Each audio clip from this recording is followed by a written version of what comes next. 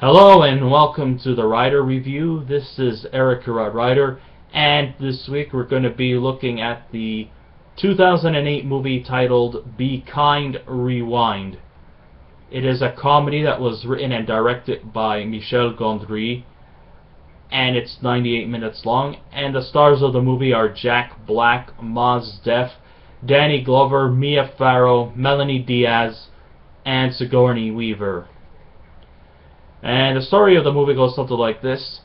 In the rundown town of Passaic, New Jersey, a Be Kind Rewind store is financially unstable. It's a video rental store that specializes in VHS films.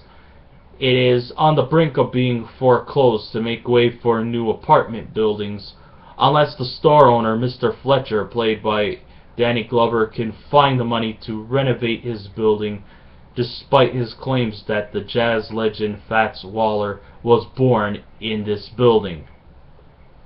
So while Mr.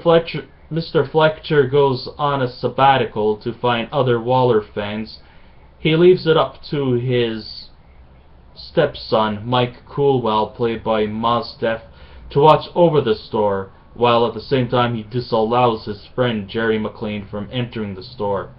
Now, Jerry McLean believes that an electrical substation is melting his brain. So in an act of rage, Jerry enters the power plant, which eventually has him magnetized, which causes him to erase all the VHS tapes. So when an elderly patron named Miss Falwicks, played by Mia Farrow, requests to see the movie Ghostbusters, Mike and Jerry decide to recreate the film by using cheap special effects in hoping to fool her and to cover up from their major blunder. They complete the film and work right ahead on the next project, which was Rush Hour 2, and also in the process they get a aspiring actress, Alma, to play some of the parts in the movie as well. When word of mouth comes of the town and the residents request to see more of Mike and Jerry's films that are what they like to refer to as Sweded, which derives from the fact that these tapes were imported from Sweden, which in order to demand higher costs and long waits. Mike and Jerry gets other locals to participate in this Sweding process and putting them in their movies. So when Mr. Fletcher comes back, he realizes that the Sweding has attracted more patrons and money has come into his store. He eventually joins in on the process.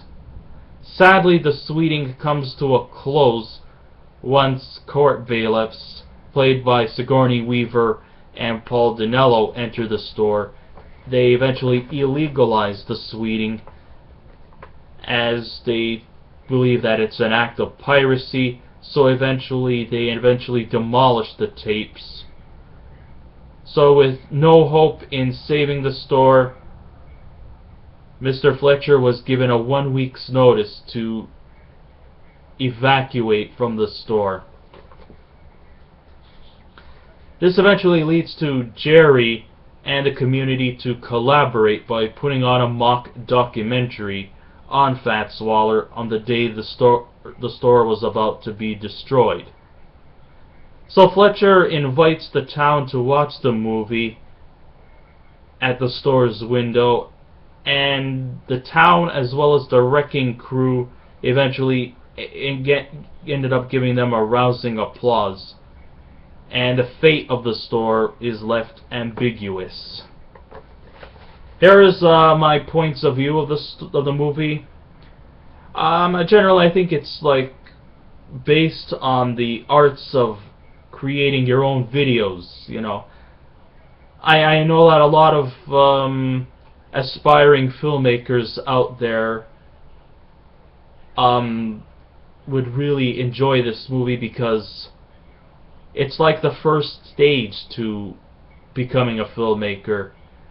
I mean, you don't just become a filmmaker overnight. Nobody becomes a success overnight. You have to go through a lot of preparation, a lot of dedication, a lot of passion, and of course, it takes enthusiasm to become a filmmaker. And I think this is like one of the steps to becoming one. So, I'm sure that an aspiring filmmaker would definitely enjoy watching this kind of movie, because it just looks fun to do, and I think that it's really enjoyable to see people making their own videos, and and of course sweeting seems to be a pretty big trend, especially here on YouTube. A lot of people do things like that, sweet, spoof, lampoon movies, and they don't really have the budget, they don't have the resources, or the props, or the costumes. So this is actually one of the first stages to the art of filmmaking, and it's really demonstrated through this. And I'm sure this is probably how Michel Gondry started his filmmaking career. And I'm sure a lot of other people had did this like way even before the word sweeting came into fruition. I'm talking guys like Martin Scorsese, Roger Corman, George Lucas, Steven Spielberg, you name it.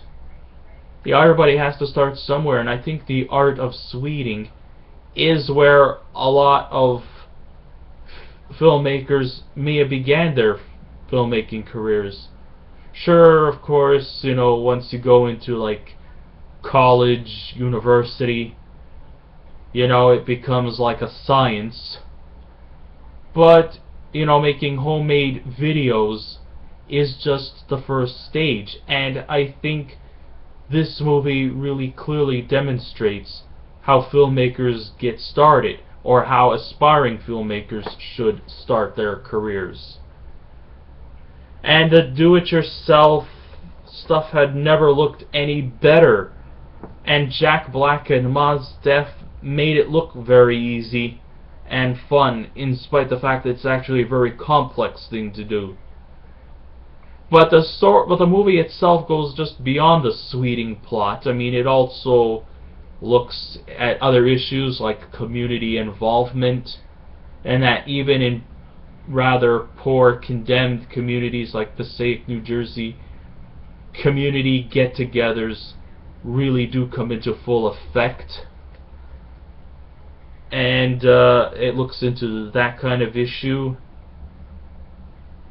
And I think it really also focuses on, just the coexistency of people, and what they will do to great lengths to overcome adversity, like in this case of saving a video VHS rental store from being completely eradicated. Now, I'm not saying this movie was entirely perfect. No, there was a few weaknesses. I think one of the primary weaknesses is that I think it tries too hard to cram in the issues that is faced in the story, and that with so much to talk about, there's also not enough time to complete the issues. Another weakness too is that I also found that the sweeting scenes is not the primary focus in the movie, and yet it's like one of the best subplots in the story. But the sweeting was so short, so brief, that a lot of the other subplots that were generally unnecessary seemed to somewhat outweigh the whole intention of the story. Let's talk about the performances. I thought Jack Black was fine in his comedic turn, and it definitely shows that he can be funny when he wants to be, and he can be serious when he wants to be. And I think there was of course some good chemistry between Jack Black and Mos Def. Mos Def was definitely sublime in his respected performance. In spite of the fact that he's more like a rapper than he is as a performer, he still, manages to turn in a pretty good performance, even though his main profession is rap and hip hop. It was good to see like veteran performers, just have fun in their respected roles. Guys who have been around a long time, like Danny Glover, Mia Farrow, and Sigourney Weaver. They also just let it loose and also joined in the fun, even though, Sigourney Weaver's character was not exactly a fun character. She also managed to pull off a spectacular performance in what was, in my opinion, labeled as a thankless role.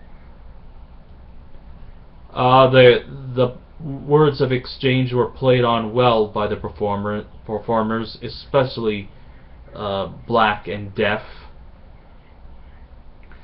So overall, it was a very satisfying story. Sure, it was choppy and there was a lot of padding on in some areas, and not all the issues were fully completed. But I think the flow of the movie moves along quite easily.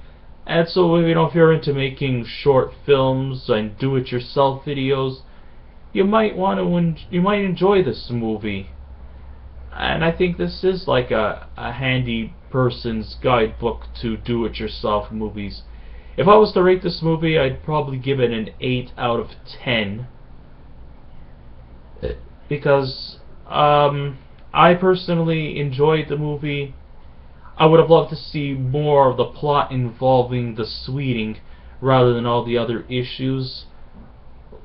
But, I also liked the fact that even though Passaic, New Jersey is a financially insecure town, but it's the community unity that really, really is inspiring. And that, even small run-down communities, if you can bring everybody together to join in, everything just works out very well. And so I guess this kind of ends my video blog for the week, and I hope you enjoyed it. Remember, I'd like to read some of your comments, and remember, as always, be kind, be courteous, and if you have any kind of criticisms, please feel free to write to me. And if you have any criticisms, do it in a very polite fashion. Constructive criticism is okay, as long as it shows words of encouragement and not discouragement. So I thank you very much, and goodbye.